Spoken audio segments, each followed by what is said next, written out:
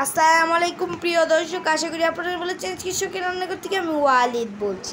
আজকে শখের রান্নাঘর থেকে কীভাবে ঘরে বসে তেলাপিয়া মাছের পাতুরি বানাতে। প্রথমে আমরা একটি পাতিতে কিছু পরিমাণ পেঁয়াজ কুচি, অল্প পরিমাণ পেঁয়াজ কুচি, তারপর অল্প পরিমাণ হলুদের গুঁড়ো, অল্প পরিমাণ মরিচের গুঁড়ো, অল্প পরিমাণ জিরার গুঁড়ো, অল্প পরিমাণ বাকুরের গুঁড়ো নিয়ে তারপর এখানে দিয়ে দেবো স্বাদ মতো লবণ, তারপর দিয়ে দেবো 1 টেবিল চামচ আদা, তারপর এখানে দিয়ে দিব অল্প পরিমাণ সরিষার তেল। তারপর এটাকে ভালোভাবে মাখিয়ে তারপর এখানে তেলাপিয়ার টুকরো নিয়ে নিব, পিস করে নিয়ে তারপর এটাকে ভালোভাবে মেখে নেব। তারপর আমরা কয়েকটি লাউ গাছের পাতা নিব, তারপর এটাকে ভালোভাবে মুড়িয়ে তারপর আমরা এটাকে ভালোভাবে সুতা দিয়ে পেঁচিয়ে নেব।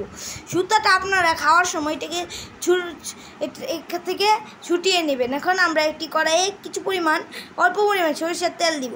সরিষার তেল দিয়ে তারপর এর মধ্যে দিয়ে দেবো সেই তেলাপিয়া মাছের পাতুরি দেওয়া লাউটা। এখন এই তো কত সুন্দরভাবে এটা ভাজা হচ্ছে। ভাজার সময় যাতে না পুড়ে যায় এটার জন্য দেখতে হবে আমাদের, এটাকে বারবার লাড়তে হবে। সরিষার তেল দিলে খুব টেস্টি হবে। আপনাদের সাথে আপনারা আমাদের চ্যানেলটা like, share and follow, subscribe করে রাখবেন। আপনাদের সাথে আবার দেখা হবে। আসসালামু আলাইকুম।